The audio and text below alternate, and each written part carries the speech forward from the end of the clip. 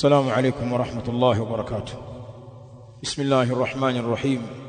الحمد لله نحمده تعالى ونستعينه ونستغفره ونعوذ بالله من شرور أنفسنا ومن سيئات أعمالنا، من يهده الله فلا مضل له ومن يضلل فلا هادي له.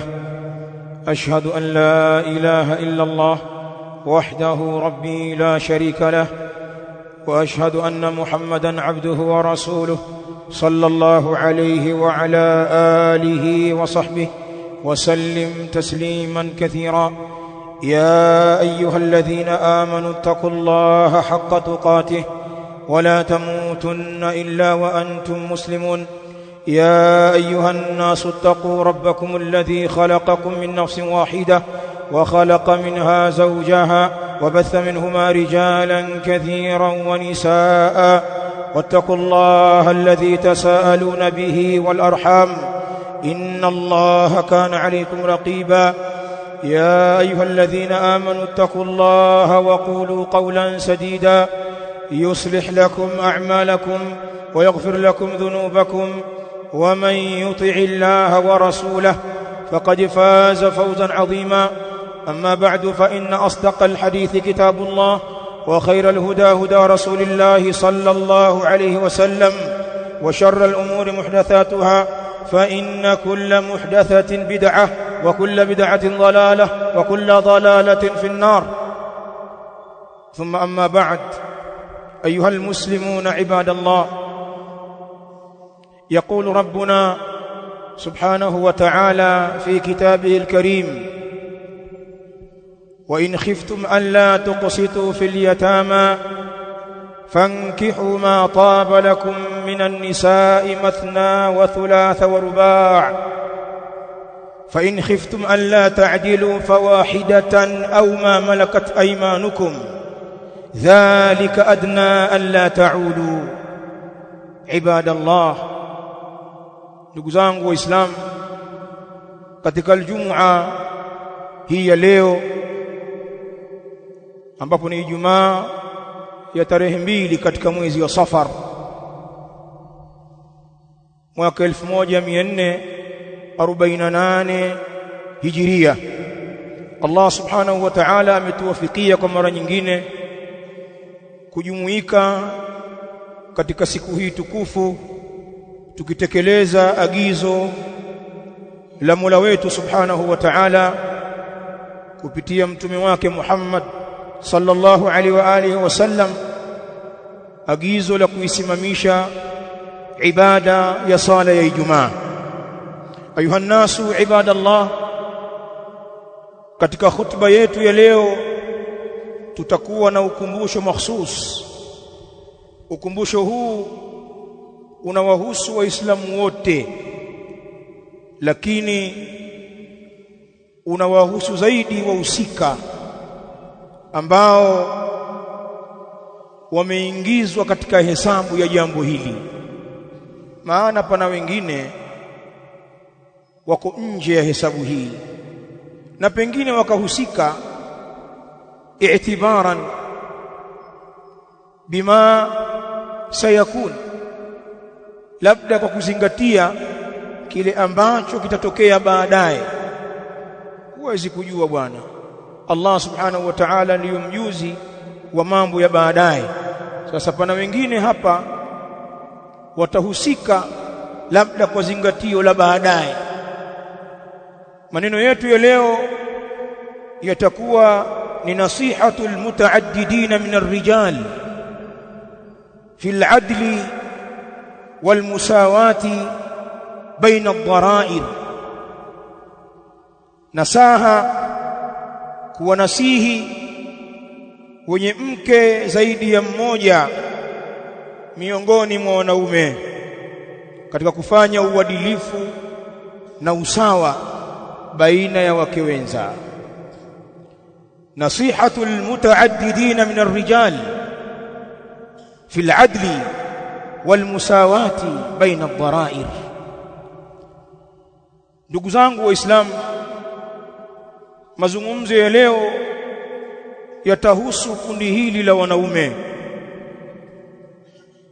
فمن الرجال المتعددون, kuna katika wanaume watu wenye fadhila. Allah subhanahu wa ta'ala amewajalia ni wenye wake zaidi ya mmoja, wake wawili, kuna wenye wake watatu, na kuna wengine mpaka wanne, na hapo ndiyo mwisho kwa mujibu wa taratibu za Kiislamu. Tutaelekeza nasaha zetu kwenye fungu hili la wanaume, na wale wengine ambao hawana mke zaidi ya mmoja, mke wake ni huyo huyo, basi naye ataingia kiunyonge, labda kwa kuzingatia huenda anania na pengine Allah atamuwafikia kuingia kwenye kundi hili la rijali. Kwa hivyo mazungumzo ya leo ni wanaume waliooa wake wengi, wana jambo lao katika Ijumaa ya leo. Ayuha nasu ibadallah, mazungumzo yangu ya leo yatakamilika kwa kugusia nukta mbili peke yake. Sayatimu alhadithu hawla hadha almawdu'i ala an-nuqtatayn al-asasiyatayn, yatatimia mazungumzo juu ya mada hii juu ya nukta mbili za msingi. An-nuqtatu al-ula, nukta ya kwanza ni wujubu al-adli baina az-zawjat, wajibu wa kufanya uadilifu baina ya wanawake. Lakini nukta ya pili ambayo tutaigusia insha Allah ni halu salafi fi al-adli baina az-zawjat maqrunatan binasaihi ulama al-asr fi dhalik. Tutaiangazia hali ya wema waliotangulia katika uadilifu wao baina ya wanawake, pamoja na kuiambatanisha hali hii ya uadilifu wa salaf na nasaha ghali kabisa za ulama wa zama hizi tulizokuwa nazo rahmatullahi ta'ala alayhim. Nikianzia nukta ya kwanza, ndugu zangu Waislamu, wujubu al-adli baina az-zawjat, wajibu wa kusimamisha uadilifu baina ya wanawake kwa wale watu ambao wamebarikiwa kuwa na mke zaidi ya mmoja. i'lamu rahimakumullahu ta'ala ibadallah, laqad awjaba Allahu ta'ala al-adla fi kulli shay'in wa naha 'anil dhulm. Fahamuni ndugu zangu Waislamu, hakika Allah subhanahu wa ta'ala ameuwajibisha uadilifu kwenye kila kitu, kadhalika akaikataza dhulma.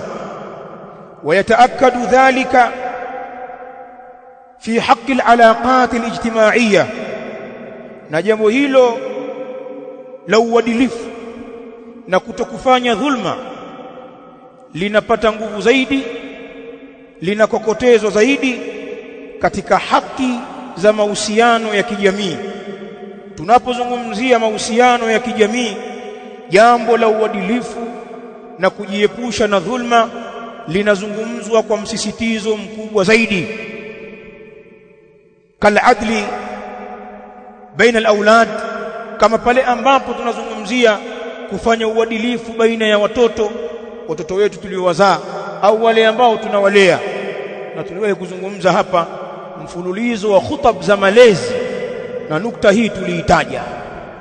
Lakini pia wala adl baina az-zawjat, na pia tunapozungumzia jambo la uadilifu baina ya wake, hili pia ni jambo la kijamii.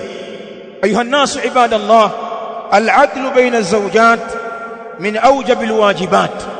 Fahamu ndugu zangu Waislamu, kufanya uadilifu baina ya wanawake, mtu mwenye mke zaidi ya mmoja, ikawa ni wake zake wa ndoa, amewaoa kwa taratibu za Kiislamu, akawaweka katika himaya yake, kuwafanyia uadilifu wanawake hawa kwa kila ambacho kinazingatiwa ni uadilifu, min aujabil wajibat, ni katika mambo ya wajibu zaidi katika wajibati za Kiislamu. Qala Allah ta'ala, amesema Allah subhanahu wa ta'ala ndani ya Qur'an katika suratu An-Nisa aya 129, tasoma sehemu ya aya. Allah anawaambia waja wake, fala tamilu kullal mail fatadharuha kalmu'allaqa wa in tuslihu wa tattaqu fa inna Allaha kana ghafurar rahima. Allah anawazungumzisha wanaume wale ambao wanamiliki wanawake wengi, akiwaambia fala tamilu kullal mail, na msiegemee kwa mke mmoja tu, kuegemea moja kwa moja. Usifanye hivyo mkajielekeza kwa mke mmoja mnayempenda moja kwa moja. Fatadharuha kalmuallaqa, na mkamwacha yule mke mwingine asiyependwa kana kwamba ni mwenye kutundikwa.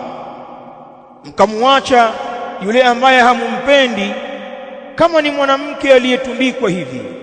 La hiya dhatu zawjin wala hiya mutallaqa. Vipi anatundikwa? Anabakia mwanamke si mwenye mume, lakini pia hajaachwa.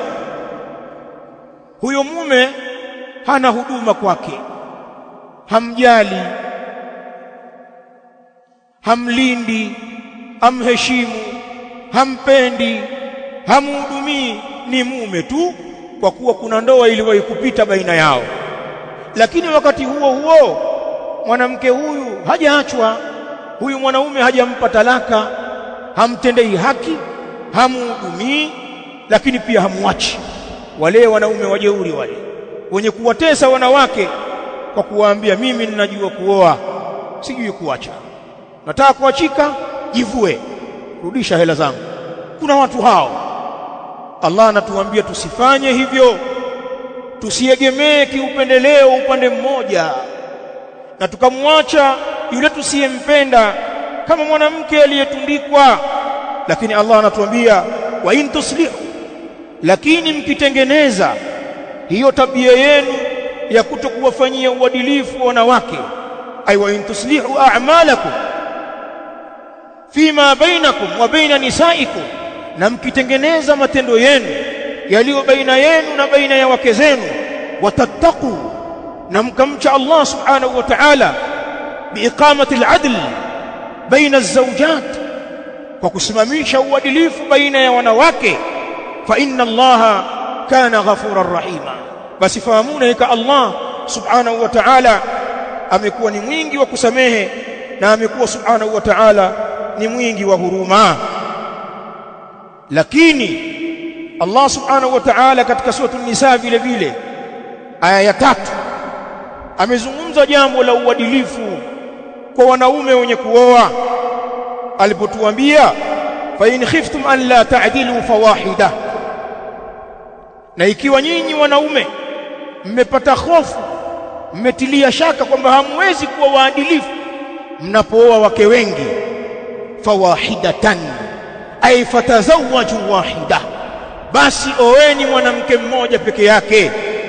Na Allah amezianza aya huko juu, wa in khiftum alla tuqsitu fil yatama, na ikiwa mtachelea kwamba hamwezi kuwafanyia uadilifu mayatima ambao nyinyi mmewalea mpaka wamekuwa mabinti sasa, na hakuna kizuizi cha baina yenu na wao kuwaoa, lakini mkachelea, watoto nimewalea mwenyewe hawa, nikisema niwaoe huenda nisitimize uadilifu, labda nikawaonea na wao wakaniona kama vile baba hivi. Sasa mkiofia kwamba hamtofanya uadilifu kwenye kuwaoa mayatima mliowalea, fankihu ma taba lakum minan nisa, basi mna option ya pili, oeni katika wanawake wengine, katika wanawake waliokuvutieni, mathna wa thulatha wa rubaa, oeni wawili wawili, watatu watatu na wanne, oeni katika wanawake wengine. Allah akasema baada ya hapo, fa in khiftum alla ta'dilu fawahidatan, na ikiwa mtachelea kwamba hamwezi kufanya uadilifu, bakini na mke mmoja, oeni mke mmoja peke yake, au ma malakat aymanukum, au mkachanganya na wale wanawake ambao mikono yenu imewamiliki, minal ima, katika vile vijakazi masuria, mkabaki na mke mmoja na vitumwa vya kike, kwa sababu mnaruhusiwa kuishi navyo kama wake. Allah akasema dhalika adna alla ta'ulu, jambo hilo litapelekea zaidi msifukarike.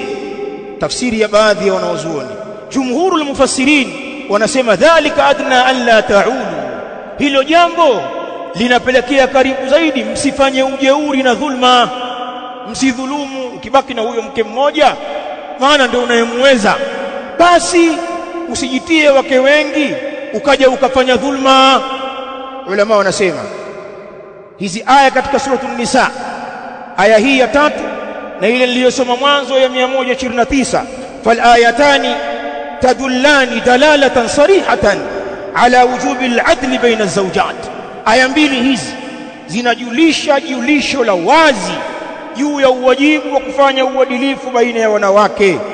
Bal ibadallah, jaat as-sunnah fi dhalika biwafratin kathira, kwa hakika imekuja sunna katika hilo kwa kiasi kingi kabisa.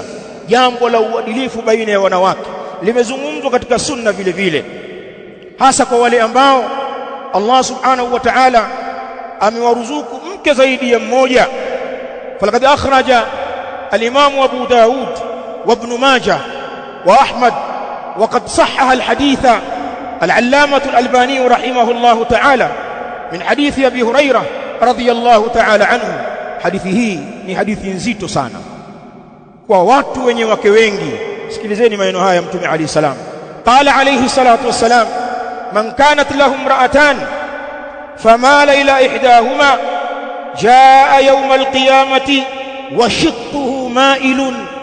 Mtume sallallahu alayhi wa alihi wasallam anasema, man kanat lahu imra'atan, yoyote ambaye wako kwake yeye wanawake wawili, anao wake wawili, na pametajwa idadi ya wawili kwa sababu ndio adna fi ta'addud, ndio idadi ya chini katika kuoa wake wengi, wawili. Lakini wale vidume wa kisawasawa almuwaffaqun wanakwenda mpaka 3, wanakwenda mpaka 4, wako hao rijali. Lakini Allah amezungumzia ile idadi ya chini ya wake wengi. Yoyote ambaye wako kwake wanawake wawili, famala ila ihdahuma, na akaegemea kwa mmoja wao wawili hao, akajiegemeza kwenye matendo yake kwa mwanamke mmoja peke yake baina ya wawili, jaa yaumal qiyamati, atakuja mtu huyu siku ya kiyama, wa shiqquhu ma'il, na hali ya kuwa ubavu wake ni wenye kupinda. Wanasema ulama, ay asabatuhu ashalal, ni kama mtu aliyesibiwa na kupoa na kupooza, kama mtu aliyeparalyze, akitembea ubavu wake mmoja umelala, mizani haijakaa kwenye kiwango cha wastani, alama kwamba yule alikuwa sio muadilifu kwa wake zake. Baadhi ya shuraha wanasema washiqquhu ma'il, atakuja hali ya kuwa amejitoa katika mkusanyiko wa wenzie, amejitenga, watu wote wanamuona yule kajitenga, alikuwa akimnyanyasa mkewe fulani. Siku ya kiyama pana watu wataadhirika kwa manyanyaso ambayo wanawafanyia watoto wa watu, wake zao. Ayuha nnas ibadallah, si hayo tu, kana ar-rasul sallallahu alayhi wa alihi wasallam fi ta'amulihi ma'a zawjatihi ahsana qudwatin fi al-'adli wal musawat. Bali ndugu zangu waislamu, hebu tumuige Mtume sallallahu alayhi wa alihi wasallam, kiongozi wetu, mwalimu wetu. Alikuwa Mtume sallallahu alaihi wa alihi wasallam katika miamala yake pamoja na wake zake ni kiigizo kizuri sana kwetu sisi katika upande wa uadilifu na usawa baina ya wake zake. Fa inda al-Imam al-Bukhari min hadithi Aisha radhiyallahu ta'ala anha, katika Sahih Bukhari hadithi Aisha radhiyallahu ta'ala anha anasema, kana ar-rasul sallallahu alaihi wa alihi wasallam idha arada as-safara aqra'a baina nisaihi, alikuwa Mtume sallallahu alaihi wa alihi wasallam pindi anapokusudia safari anapiga kura baina ya wake zake. Mtume alikuwa ana mke zaidi ya mmoja, wake zake walifika 11, baadhi ya riwaya walifika 13. na wale ambao alifariki alayhi salatu wasalam amewaacha walibakia wake 9, lakini hiyo ni haki mahsus ya mtume sallallahu alaihi wa alihi wasallam. Sisi wafuasi wake mwisho wake 4. Sasa mtume alayhi salam alipokuwa anakusudia safari alikuwa anapiga kura baina ya wake zake. Mkewe Aisha anasimulia, fa ayyatuhunna kharaja sahmuha kharaja biha ma'ahu, yoyote katika wake wale ambapo utatoka ushindi wake, kura yake ndio itachomoza, atatoka naye mwanamke huyo pamoja. Aisha anaendelea nasema, wa kana yaksimu likulli imra'atin minhunna yawmaha wa laylataha, na alikuwa anagawanya mtume sallallahu alaihi wa alihi wasallam kwa kila mwanamke miongoni mwa hao wake zake siku yake ya mchana na usiku wake. Ikiwa ni zamu yake, mtume alayhi salam atampa mwanamke huyo haki yake ya kuwa naye mchana, atakwenda, atakula, atazungumza naye, atajua hali yake, na usiku wake atakuja kulala naye. Alayhi salatu wassalam alikuwa anampa kila mke mchana wake na usiku wake. Mwenye kuyasimulia haya ni mke katika wake wa mtume sallallahu alaihi wa alihi wasallam, na bila ya shaka mwanamke akikuzungumza kwa wema amemaanisha, maana ni wanawake wachache wenye kujali wema. Wengi huzikanusha neema za mume, wengi hulalamika malalamiko ya uongo, hawana shukurani. Sio wanawake wote, wengi.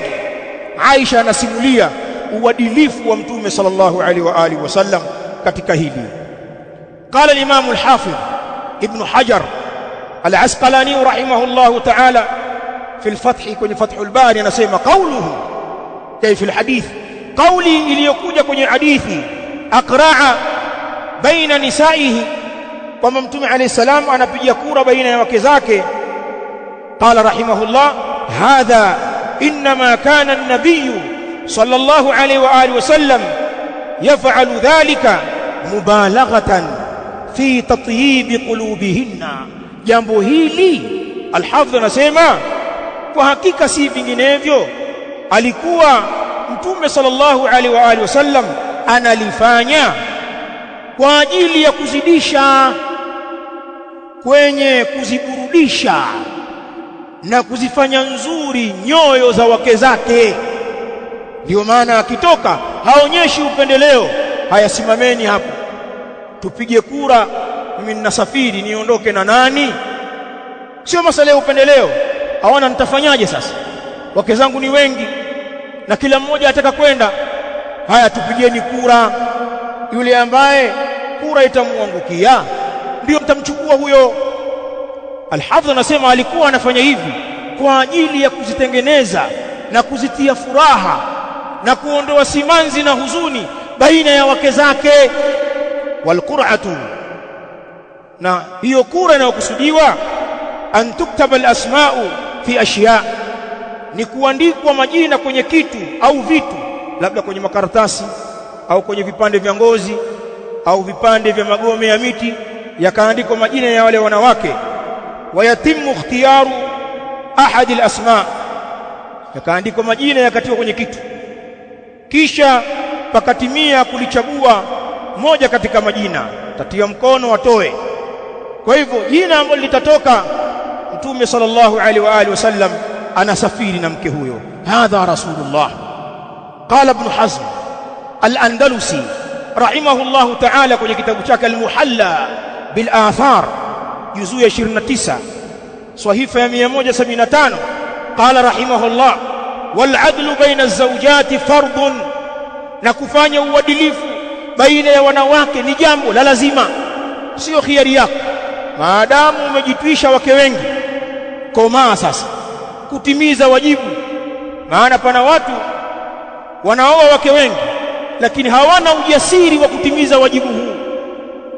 Hakuna zamu, mke wa siri katika vichakani huko, hataki watu wajue. Si kwamba wasijue wanawake, hataki hata wanaume wenzake wajue lilipokuwa jioga, lakini limejitia katika mambo hayo. Usidhani kwamba kufanya uadilifu baina ya wanawake ni jambo la khiari, ni jambo la faradhi. Ibn Hazm anasema al-adlu baina az-zawjati fardun, uadilifu baina ya wanawake ni jambo la faradhi. Wa aktharu dhalika fi qismati al-layali, na kingi zaidi katika hilo la ufaradhi wa uadilifu. Wa aktharu dhalika, na kingi zaidi katika hilo la ufaradhi katika uadilifu kwa wanawake, fi qismati al-layali, ni katika mgao wa siku za kulala, hasa wakati wa kulala usiku. Hilo ndiyo jambo faradhi zaidi kwenye kuwafanyia uadilifu wanawake, kwa kuwa usiku si kama mchana. Usiku ndiyo kipindi cha faragha, usiku ndio wakati ambao mtu anahitaji kuliwazwa, usiku ndio wakati wa usingizi mtamu, usiku ndio wakati wa kumtamani mume, na kama mume kumtamani mke. Unamfanya mwanamke ni wa mchana tu, na unakwenda kama mwizi kwenye hiyo nyumba yake. Huendi mpaka upige simu, vipi hapo nje pana watu? Hakuna mtu baba hapo, hakuna machokodo, kama wenda kuzini. Alafu mke mwingine utajiachia, utakwenda, huogopi, utapiga mahoni, watu wakufungulie geti, wakupokee, wakuwao, unalala hapo. Yule mke mwingine yule unajiingiza kwake kama karungu yeye. La, al-Imam Ibn Hazm anasema usiku ndio hasa ule ufaradhi wa uadilifu kwa wanawake unabainika hapo. Chukua haya maneno, ni maneno ya ilmu. Wanasema ulama, waqad nakala ahlul ilmi al-ijmaa ala wujubi al-adl baina az-zawjat, na wamenukuu wanawazuoni wakubwa makubaliano ya maulama juu ya uwajibu wa kufanya uadilifu baina ya wanawake. Ijmaati zimenukuliwa, mimi nimenukuu kauli kadhaa.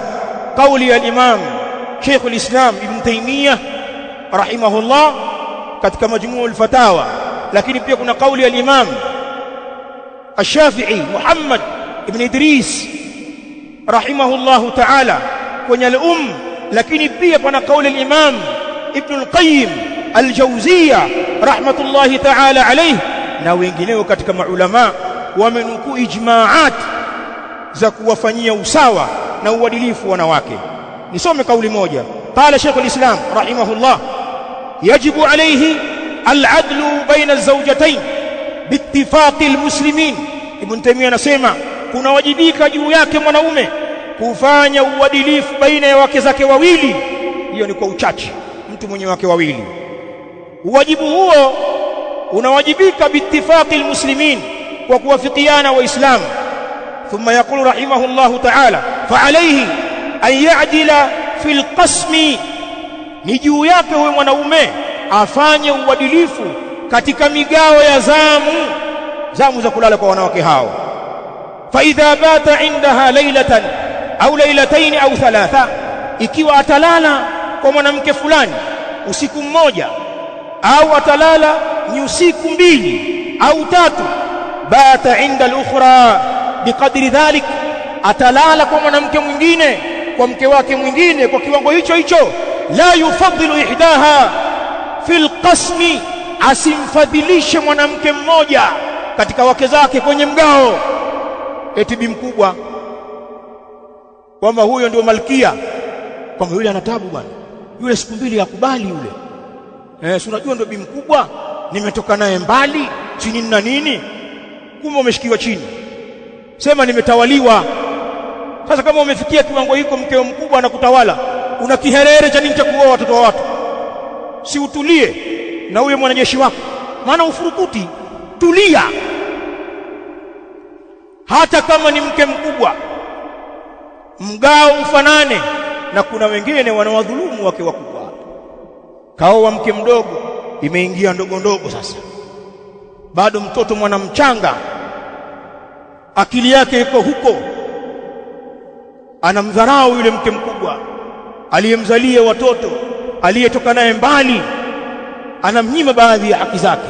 Kila akitafutwa kwa mke mdogo, mchana yuko huko, usiku yuko huko, yule kama kamsahau, kamfanya kama ni yaya tu, ni mlezi wa watoto, ana ngoma mpya huko. Hata hawa wake wadogo wasiwapande kichwani, mkavunja haki, mtaulizwa kwa Allah. Kwa hivyo hakuna kufadhilisha baina yao kwenye migawanyo ya zamu. Huyu ni Sheikhul Islam Ali ibn Humam Ibn Taymiyyah rahimahullahu ta'ala, na maneno ya wanawazuoni wengine ni mfano wa haya na ni makali zaidi. Hadha wallahu ta'ala a'la wa a'lam. Alhamdulillah wassalatu wassalamu ala rasulillah Muhammad ibn Abdullah wa ala alihi wa ashabihi alkiram ajma'in. Amma ba'd, nukta ya pili ambayo nitaigusia walau kwa ufupi, barakallahu fikum, ni halu salafi fi al-'adl baina az-zawjat maqrunatan binasaih ulama al-'asr fi dhalik. Hebu tuangalie hali walizokuwa nazo wema wetu waliotangulia katika kufanya uadilifu baina ya wanawake, na tukizitaja hali hizi tutaambatanisha na nasaha muhimu za maulama wetu wa zama za leo. Tuangalie salafu saleh, tupate mahala pa kuiga, kwa kuwa wao ni watu bora. Wao walimuelewa Mtume sallallahu alaihi wa alihi wasallam kwa sababu ya fadla ya zile zama walizoishi, na dini yao ilisifiwa na msimamo wao umefanywa ni wa kuigwa. As-salaf rahmatullahi ta'ala alayhim. Kuna kauli nyingi sana katika hili, tataja baadhi. Fa'an Jabir ibn Zaid al-Azdi al-Basri rahimahullahu ta'ala min ulama'i tabi'in قال amenukuliwa akisema kanat li imra'atan, nilikuwa mimi nina wanawake wawili, alioa wake wawili, wa kuntu a'dilu bainahuma, na nilikuwa mimi ninafanya uadilifu baina yao hao wake zangu wawili, hatta fil qubla, mpaka katika busu. Ikiwa kuna siku nimempiga busu huyu, nitalihifadhi hilo, nikienda kwa mwingine nitalipa. Rahimahullahu ta'ala Jabir ibn Zaid al-Azdi al-Basri rahimahullahu ta'ala anazungumza maneno haya.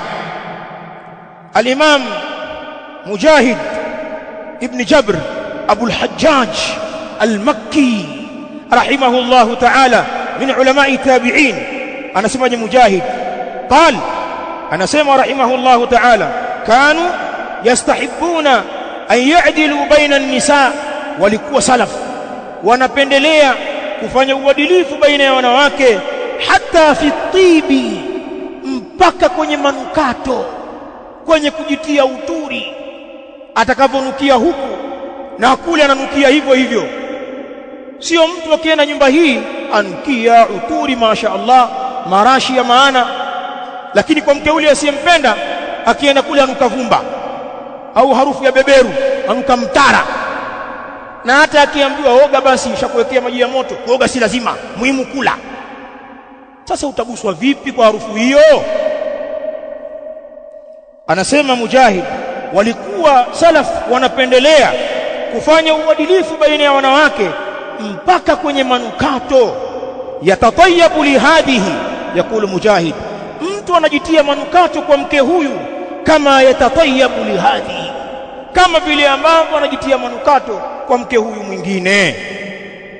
Wanawachuoni watatu ambao wanapenda kumtaja min ulama salaf ni Muhammad ibn Sirin Abu Bakar al-Ansari rahimahullahu ta'ala min ulama tabi'in. Wa kana Muhammad ibn Sirin yaqul, na alikuwa Muhammad ibn Sirin anasema, fi man lahum ra'atan, katika yule ambaye ana yeye wake wawili. Al-Imam Muhammad ibn Sirin alikuwa akisema, akiwaambia wenye wake wawili, yukrahu an yatawadda fi baiti ihdahuma, inachukiza mwanaume kutawadha, kuchukua udhu katika nyumba ya mwanamke mmoja, duna al-ukhra, pasi na mke mwingine. kwamba kuna nyumba fulani hiyo udhu wake ni huko, lakini udhu huo hauchukuliwi kwa mwanamke mwingine. Pia hilo Muhammad bin Sirin anasema yachukiza hiyo. Kwa nini udhu nyumba hii tu, nyumba ile uweki? Huku na maji ya moto bwana, kwa nini usiweke na kule? Wajua huku na bomba la nje, kwa nini usiweke na kule? Wewe una nini? Hebu angalia kiwango hiki cha uadilifu wanakizungumza salaf. Hizi nukulati zote hapa amezitaja kwa mfululizo al-Imam Ibn Abi Shayba rahimahullahu ta'ala katika musannafu wake. Soma juzuu ya 4 kuanzia ukurasa wa 37, utaona maneno mengi kuliko haya. Sasa nikiambatanisha hali hii ya wema waliotangulia katika uadilifu kwa wanawake, hebu niyataje maneno ya nasaha ya baadhi ya maulama wa zama hizi. Yaqulu al-Imam faqih al-asr Muhammad bin Salih al-Uthaymeen rahimahullahu ta'ala, na maneno yake haya yamenukuliwa katika fatawa Nurin ala darb, ni kitabu kimeandikwa sasa, fatawa zote zimekusanywa hapo, juzuu ya 10 katika ukurasa wa 252.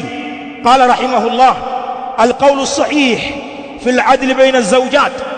Ibn Uthaymeen anasema kauli sahihi katika uadilifu baina ya wanawake, annahu yajibu ala az-zawji an ya'dila bainahunna, kwamba hakika kunawajibika juu ya mume afanye uadilifu baina ya wanawake, fi kulli ma yumkinuhu al-'adlu fihi, katika kila ambalo linamwezekania yeye huyu mume kufanya uadilifu ndani yake.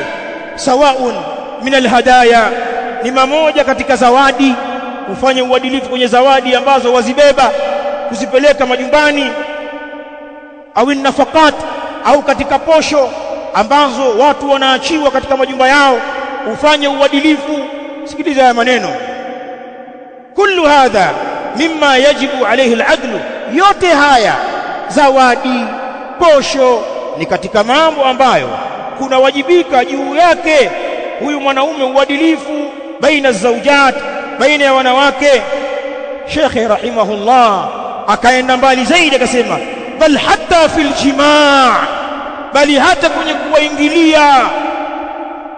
Usiwaache wengine wakateseka ukavinjai na wengine, bal wa hatta fil jimaa in qadir, bali hata katika kuwaingilia akiweza kufanya usawa, yajibu alayhi an ya'dila fihi, kunawajibika juu yake kufanya uadilifu katika huko kuingilia. Kama ulipanga siku zako kwa wiki, una siku zako, unafanya hivyo hivyo kwa wengine. Haya ni maneno mazito ya Ibn Uthaymeen rahimahullahu ta'ala. Angalia katika wale yasema hapa, mpaka zawadi, unaponunua zawadi kuwa muadilifu. Huyu wamnunulia baibui la kitambaa cha cotton, baibui safi, kitambaa cha heshima. Yule mwingine kule wamtafutia nailoni, jitambaa la kumchoma la mpauko. Huna uadilifu,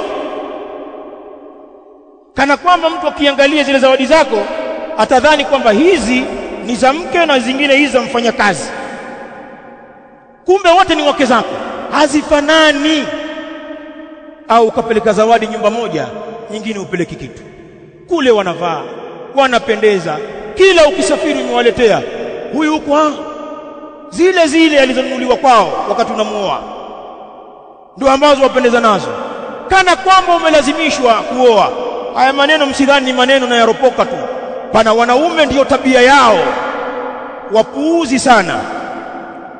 Na kitu kibaya zaidi, pana wengine wanajinasibu na sunna na salafia, wamewakusanya wanawake katika miliki zao, 2, 3, 4, wanawatesa, hawafanyi uadilifu. Sisemi wale ambao hawana cha kuwapa, pana watu ni waadilifu wa kweli, lakini maisha yanabadilika. Kuna wakati aliweza kuwafanyia mambo, sasa maisha yameyumba, hana, lakini roho ya muuma, lakini na hicho kidogo hakubali sheitani yamchezee baina ya wake zake. Pana wengine hawajali, na kuna wengine waoga, wanawaogopa wake zao wale wa mwanzo, muoga kweli kweli. Sisemi kwamba usimuogope bwana, mimi sijui anachokupa, utajua mwenyewe, na sijui moyo wako ulivyokaa kwenye dini, lakini usitumie hicho ni kibali cha kuwadhulumu wengine. Sasa kama unaogopa, si utulie. Hata ule mbwa doko huficha mkia, akimwona mwizi kimya, na akatoa kijisauti cha kumkaribisha. Mwizi pia akakaribishwa, mbwa doko.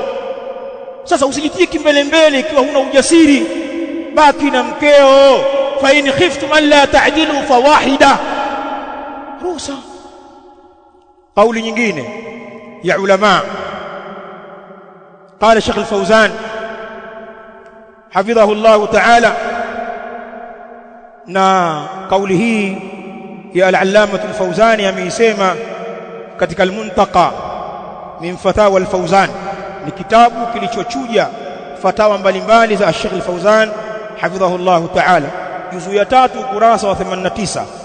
Qala Sheikh, yajibu ala zawji, kuna wajibika juu ya mume, an ya'dila baina zawjatihi, afanye uadilifu baina ya wake zake, fil infaqi, katika kutoa matumizi, posho, wal maskan, na katika eneo la kuishi, kufanya uadilifu kwenye nyumba wanazoishi, wal kiswati, na katika kuwavisha, wal qasmi, na katika kugawa zamu, fil mabiti, katika kulala. Sheikh anasema kullu hadha mimma yajibu alayhi al-adlu, yote haya ni katika mambo ambayo kuna wajibika juu yake uadilifu baina zawjati, baina ya wanawake. Asema Sheikh hafidhahullah, wala farqa baina ghaniyatin wa faqira, na wala hakuna tofauti baina ya mwanamke tajiri mwanamke maskini. Maana pana wengine kwa kuwa mwanamke huyo ana kipato au kwao kuna kipato, ameelekea kule kwa sababu ndiko anakoshibia kule, hata kama hakuna tofauti awe mwanamke ni fakira au ghaniya, lianna alkulla zawjatun lahu, kwa sababu wote ni wake zako, wote ni wake zake yeye mwanaume huyo. Wajibun alayhi an ya'dila bainahuma, pana wajibika juu yake kufanya uadilifu baina yao. Sheikh hafidhahullah ametaja mambo ya msingi ya kufanya uadilifu, kuanzia kwenye posho. Zitoe posho zako kwa uadilifu. Mara nyingine uadilifu maana yake sio usawa. Inawezekana mwanamke huyu familia yake ni kubwa zaidi, ana watoto wengi zaidi, basi utampa kwa kiwango ambacho chamtosha na wanaye. Pengine wao kilo 3 ndio ambazo zinawatosha za mchele kwa mlo wao wa mchana na usiku, ni kilo 3, familia kubwa. Huyu mwingine ndio kwanza yuko mwenyewe, au mtoto mmoja au wawili tu, huyu wakipata kilo 1 yawatosha. Uadilifu ni kupeleka 3 huku, kupeleka 1 huku, si lazima kwamba 3. Hiyo sio uadilifu, labda kama una uwezo. Uadilifu ni kutoa matumizi kwa kadiri ya mahitajio ya watu. Nyumba unaomweka huyu ambaye ana familia kubwa, ana watoto wengi, yuko na ndugu zake na ndugu zako wewe, mtafutie nyumba ya wasaa ambao watakaa wale watoto wake na wale anaowalea wakaenea. Mwingine hana mtoto, umemchukulia kasri, tena huko ushuani, huko niko naye ushuani huko kwa mataitas. Huyu mwingine yuko uswahilini kwenye vyuma vitatu, ndio mwenye rundo la watoto. Unajua kule unakupumzika, mimi kwa sitaki stress eti kwenye watoto huko, sitaki kuvurugwa, mimi naenda huko ushuani. Ittaqillah anta, muogope Allah subhanahu wa ta'ala. Huo sio uadilifu. Hiyo nyumba kubwa yenye wasaa ikae hao wenye familia kubwa, au wafanyie wote sawa. Haya mambo tunayadharau, lakini mambo ya msingi. Shaka amezungumzia haki ya makazi, nimeeleza haki ya mavazi na haki ya ugawaji wa zamu. Nikimalizia khutba hii, khutba ina mambo mengi, ni tambihi ninaitoa leo, lakini khutba hii siwezi kuimaliza leo. Baada ya kuyasema hayo niliyosema, bila ya shaka wanaume wenye mke zaidi ya mmoja wamepata faida. Tuchukue tahadhari katika jambo hili. Tuna dhima kubwa juu ya shingo zetu kuwaelekea hawa wanawake tuliowaoa, na wale wanaume wa Kiislamu ambao bado hawajaongeza wake. Pengine ana mke huyo mmoja na kuna wengine hawajaoa kabisa. Unapotaka kuoa na kuongeza wake, yazingatie haya. Sisi hatuoi kama fashion au kuigaiga. Umesikia fulani kaoa, na mimi sikubali, atanishindaje huyo? Unajua mimi na yeye umri sawa yule, alafu tumesoma pamoja, yeye ana wake wawili, mimi na mmoja, wataka kuiga. Usikurupuke kwenye hili jambo. Taaddudu zawjat amrun shar'i, kuoa mke zaidi ya mmoja ni jambo la dini. Jipime uwezo wako kwa mujibu wa dini ya Kiislamu, unaliweza jambo hilo? Uadilifu kwenye kuwalisha wanawake, kuwatafutia sehemu ya kuishi, kwenye kuwavisha, kwenye kuwastarehesha kwa kuwapa zamu sawa, kwenye kuwatibu na mengine mengi. Ikiwa unaliweza hilo, taaddad, ingia, na hiyo ni baraka, ni kheri, itose. Oa mke zaidi ya mmoja. Na wazungumzisha wale ambao bado hawajaingia huko, ama wale walioingia walichunge sana jambo hili la kutokuwafanyia uadilifu wanawake, la kuwatesa baadhi ya wanawake katika ndoa za mitaala. La mwisho, qala ahlul ilm, na hii ni tambihi, amma al-adlu fi al-mayl al-qalbi mahabbatu al-qalb, ama kufanya uadilifu katika kile ambacho kinapendelewa na moyo, mapenzi ya moyoni. Yani huyu unampenda kuliko huyu, ukiwa kwa huyu unafurahi kuliko huyu, michezo ya huyu inakunogea kuliko huyu, na mfano wake. Moyo wako unamili kwa mwanamke fulani katika wake zako pasi na mwingine.